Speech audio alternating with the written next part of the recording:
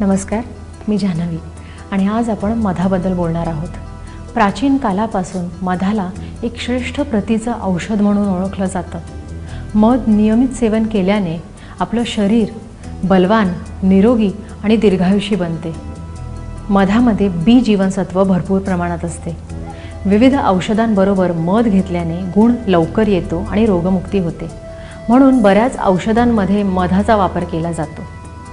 मध नियमित घेतल्याने शरीरावरची अतिरिक्त चरबी किंवा वजन कमी होण्यासही मदत होते. रोज सकाळी आणि संध्याकाळी 2 वेळा 1 ग्लास कोमट पाण्यात 1.5 चमचा मध आणि 1 छोटा चमचा लिंबू रस मिसळून घेतल्याने वजन कमी होते. सर्दी, खोकला, दमा अशा विकारांवर मध हे एक रामबाण उपाय ठरते. जर सर्दीचा त्रास होत असेल तर मध आणि आल्याचा रस दोन्ही 1-1 चमचा घेऊन मिक्स करून दिवसातून 2दा सकाळ आणि संध्याकाळ घेतल्याने सर्दी बरी होते आणि भूकही चांगली लागते. जर खोकला झाला असेल तर मध 1 चमचा, अडुळशाचा रस 1 चमचा आणि अर्धा चमचा आल्याचा रस घ्यावा. ते मिक्स करून रोज सकाळ संध्याकाळ घेतल्याने आराम मिळतो, खोकला बरा होतो. जर रक्त अशुद्ध झालं असेल आणि त्यामुळे त्वचाविकार होत असतील तर 8 भाग बकरीच्या दुधात 1 भाग मध मिसळून हे दूध रोज सकाळी आणि रात्री प्यावे. त्याने रक्त शुद्ध होतं. रोज 1 ग्लास कोमट पाण्यात 2 चमचे मध घालून नियमित 4-5 महिने घेतले तर कोणत्याही प्रकारचा त्वचारोग असेल तर तो पूर्णपणे पळून जाईल.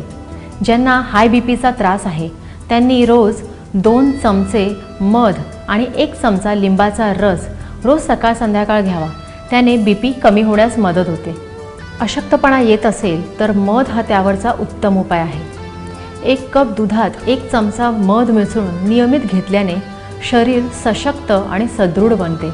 हे एक उत्तम टॉनिक आहे. जांभळाच्या फुलांपासून तयार केलेला मध हा डायबिटीज पेशंटसाठी फारच उपयुक्त समजला जातो.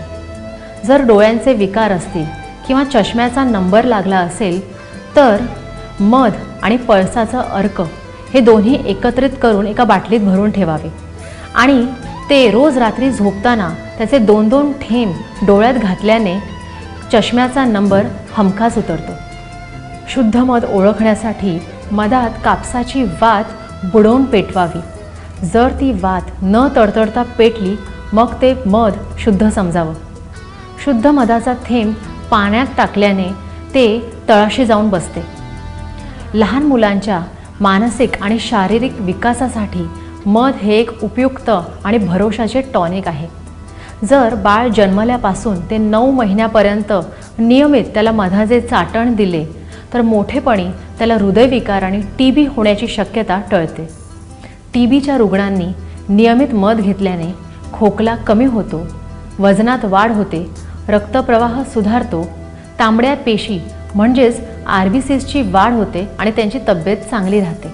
मधाचं उटणं जर साबणाऐवजी आपण त्वचेला लावलं तर त्वचा तेजस्वी आणि टवटवीत बनते.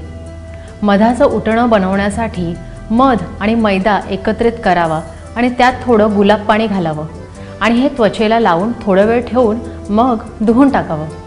मधात व्हिटॅमिन B12, आयर्न, पोटॅशियम आणि कार्बोहायड्रेट्स असल्यामुळे अनेक आजारांवर हे एक प्रिव्हेंटिव्ह औषधाचं काम करते.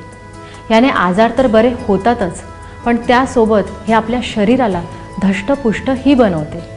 त्यामुळे नियमित मध खा आणि आपली तब्येत चांगली ठेवा.